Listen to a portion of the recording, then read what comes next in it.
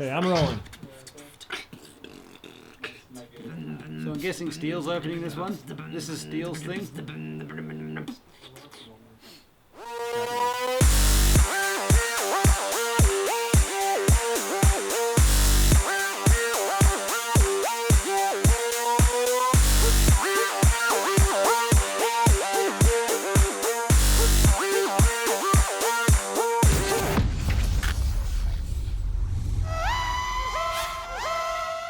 Hey, welcome to Rotor Riot. This is Steele, Mr. Steele, and FinalGlideAUS, Chad. Cheers, guys! Today we're going to be reviewing the Taranis and the Taranis Plus. So first off, we're going to tell you that this radio is broken because it's mode 1. Anybody knows what mode 1 is? That means the throttle and the elevator are switched. Rudder and aileron are on your... Rudder and what? Rudder and elevator on the same stick, and then you have... I don't know, you're the expert here. Oh yeah, well, okay. I disagree, I think it's perfectly fine. Okay. Let's talk about the good about the radio first, and then later we'll tear it apart. How about, why did I get a Taranis? No, I don't want to hear your opinion. Okay, it. Alright. So, Chad, why did you pick the Taranis? Well, look, I've had plenty of radios. I've had Sanwa, I've had High-Tech, I've had JR, I've had Graupner, Spectrum, and now FR Sky. When I got back into quads, I was owning a DX18, and I love that radio. I love my DX18. The user interface, the gimbals, quality of the radio are really nice, sits nicely in your hands. The reason why I went to the FR Sky Taranis was one reason and one reason only. Previously, I was using spec sats, having fail-safes every second weekend. You didn't have any confidence to do anything extreme, go over trees, go over water, or anything like that. I went to the FR Sky because the DR4 at the time, which was what I was going to use, had a very good reputation for range. I went for that one sole reason, but there's not a great deal of positive things that I can say that I like about the actual radio, but we'll get into that in a second. So as far as feeling characteristics, how did the gimbals feel compared to the DX18? when I went to this, it felt like I'd chucked 2 sticks in some sand and they were my gimbals. It just felt like it had no feel. You couldn't get the springs up tight enough to the feel that I enjoyed. You can tighten the springs inside the Yeah, I Taranis. tightened them as far as they'll go.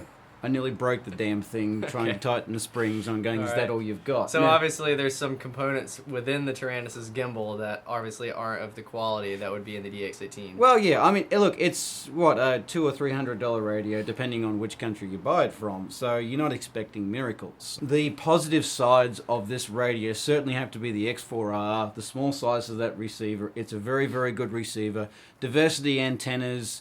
It's got proven reliable range. Telemetry. The majority of people tend to just use telemetry for voltage. So for me, that's what I use. That's how I know when I want to come in and land. I don't use an OSD, so telemetry is very, very important to me. The cost of the radio. This radio with a case and an X8 receiver is like roughly $200. 9303 was a great radio. The JR 9303, it's identical. Literally the exact same case, except it doesn't have the scroll wheel, and I'm sure there's some tiny cosmetic detail that some guy's gonna be like, well, the switch on X7 right there is not actually kind of 3-position. It should be 2-position. I don't know. Yeah, just making random stuff up. So I like the backlit screen. That was an improvement over the 9303. They actually didn't do that until the 9503, which was an upgraded radio that changed a lot because it doesn't have this module bay in the back. It was actually built in. So this module bay actually allows you to run other frequencies other than the one that the radio is built with, which is a really cool feature. So you can chuck like your Crossfire or your Easy UHF in the back there. Yep. Or if you wanted to run Spectrum and you had a Taranis, say you had a Nano QX or something like that, and you wanted to actually run your Nano QX with the Taranis, instead of buying a Spectrum radio, you can buy the module bay that's runs Spectrum algorithms, I guess. The question is, I haven't actually tried this. Does that introduce lag into the system? It does.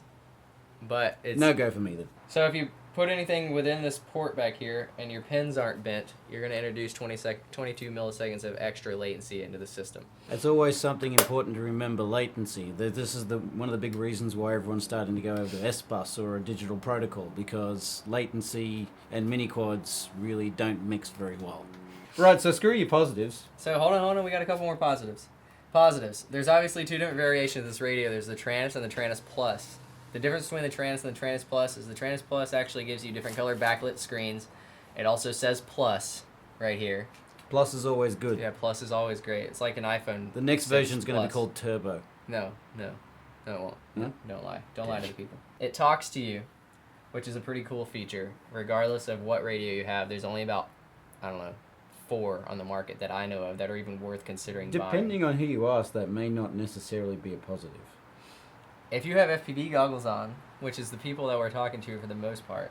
That's a positive for you. That's a negative for everyone else that you fly with. I agree. But if you don't want to be a dick, there's Steele actually... doesn't care about the other. That's true. Well, I don't even listen to it anyways. Yeah, let's stop that argument. Steele wins. I don't even listen to it anyways because I have audio on my goggles, so I can't hear anything. Oh, what? anyway. So you're just pissing everyone off just for the hell of it? No, schizo pisses people You've off. had them all week.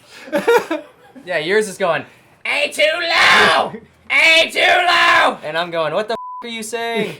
Well, I Hey. wanted to change it to f*** you, Steele, but I don't know how to do that. Yeah, me neither. We'll have to call Andrew. If you didn't feel like pissing everybody off, you could listen to what the radio is saying in headphones, which is a pretty cool feature. The quality is pretty good for the price. Actually, it's a really good bargain for the price. For $200, what you actually get a hard case and a receiver. And the receivers that it actually has on the market that are $25 are very small, very highly packed with technology, and very inexpensive. That is a very big feature that you can pick up a very good receiver at a very cheap price. Yeah, $24 for a receiver that does... If you've got half a dozen multi-rotors, then you've got to take that into account. If it's going to cost me $100 per receiver, then it's going to start getting into big dollars if you want to fit out every single mini quad you've got. So Yeah. that is a big plus. Now, I know Chad's dying. Look at him. He's dying inside. His little Australian heart is on fire at the moment. And it's ready to burst. Please tell us some of the negatives that you think there can be with this fantastic radio. Okay, look, it's all got to be taken into context because definitely for the price of this radio... Oh, I'm It's sorry. a- We have Tommy's bringing in drinks. Oh. No, it's not for you. Hey, what? So. Alright, fine, you can take it. What the Taking into consideration the price, because for what it is, it's very good value for money. I would much rather pay $100 or $200 more, personally, if they would get what they've got and put it into a package on a TX that's actually a lot better quality. I Yeah. dislike the gimbals. The gimbals feel very, very cheap to me. They always have. Let's make a decent radio, and I know there's other FR Sky radios coming out with tray radios, these Horus lines. I don't want those radios. I want one of these style radios, better quality. I don't want those new radios. So the switches just feel like cheese. The quality, everything is low quality. This morning, I actually shoved some zip ties into this antenna thing to get it working because every single person I've ever seen has broken their antenna That's a off. top tip. If you're breaking these constantly, fix it up, improve the design, because people are breaking these things and then they're breaking the cable and then they're having a fail-safe. I would probably care for my radio a little more if it were more expensive, which is okay, and I think this radio has its place in the market.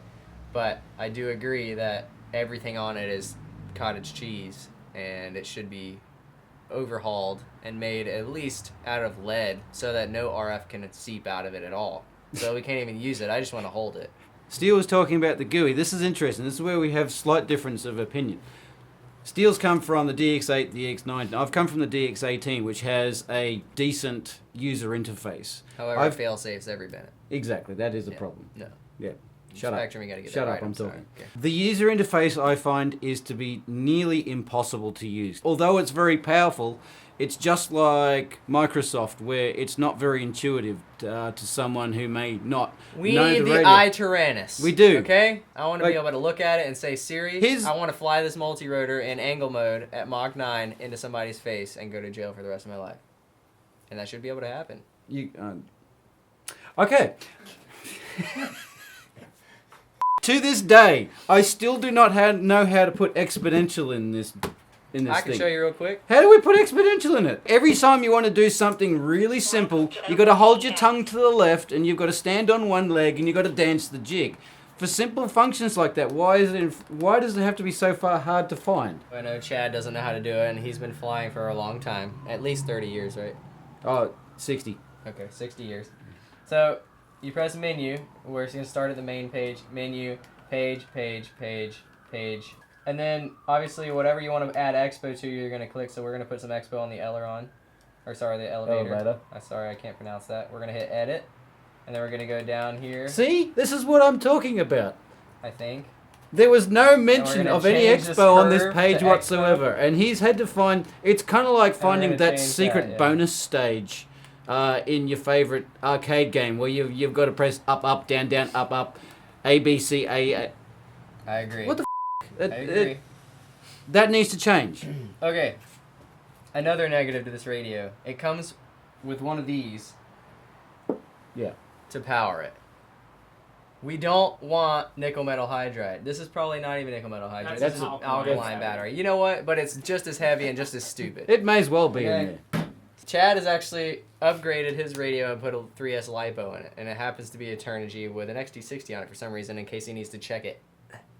But There's a very good reason for that. he Here you needs go. to charge it. Top tip for you people. XT60 on the end of that, so that now I can go and charge that in a regular charger. I don't need to worry about having a special piggyback or anything like that, and that's my balance lead. That's the reason why there's an XT60 Do not plug the 2-pin connector into the balance lead. there. Yeah, that will cause badness. That is actually a 2-pin balance lead that has, or it's a 3-pin balance lead Yeah. for a 2S battery that has 2 pins in it, and it will not end well if you plug it into your balance lead or Sorry. your balance port. But that's why I do that. Top tip. So we were talking about the feel of the radio. It's a great radio, great shape, but the weight of it is not right. It's not balanced correctly. With a LiPo battery in there, it's a little butt heavy. Whenever I'm flying with this radio without a strap, I end up holding it like this because it's wanting to slide out of my hands. Now, that's not good. The antenna sucks. Yeah, the antenna sucks. I honestly think it would And I hate that button. I don't know why. But these buttons suck. These feel very cheap. You hate this more than I do, actually, come to think of this. Hold on. Honestly, I think you should be able to twist the gimbals so that you have a more natural feel. The Jetty radios actually, you can twist the gimbal so that up They is can? actually up into the corner. Yeah. Damn. There's a lot wrong with the radio. A lot of people have adjusted to use it and get. And That said, for the price, it's a great it's radio. actually really good. You can't beat it for the price. If you go out there and try to buy a Spectrum or a Futaba, Yeah. you're gonna get burned. But there seems to be a middle ground that's just missing in terms of quality with the performance of the FR Sky. I pulled the radio apart internally. It's actually put together really well. The cables and all the wire lengths are cut perfectly. There's actually a USB port on the back so you can program the radio on the computer. The screen. Oh, I gotta talk about the screen. If you do not protect this, I don't know why yours isn't smoked, but I swear you can look at the screen wrong and it will scratch. I actually put tape over my screen to protect it. And Essentially, for me, the receiver side is a big positive. The price side is a big positive. The build quality and the user interface on the transmitter of the Taranis itself is certainly the negative.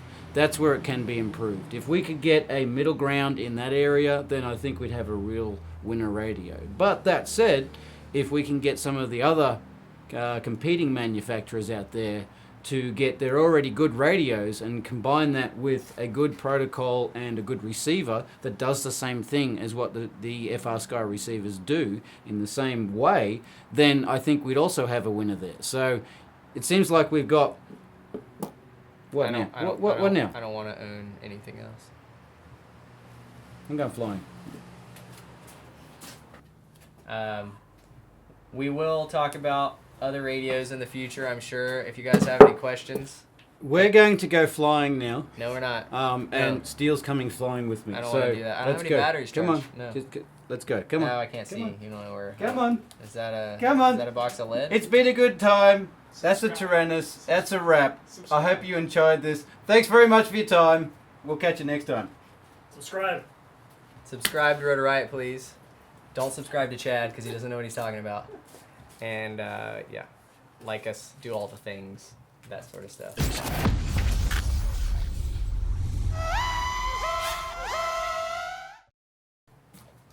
You finished yet? No. I'm not leaving. I'm thirsty and my feet hurt, and I touched a pepper.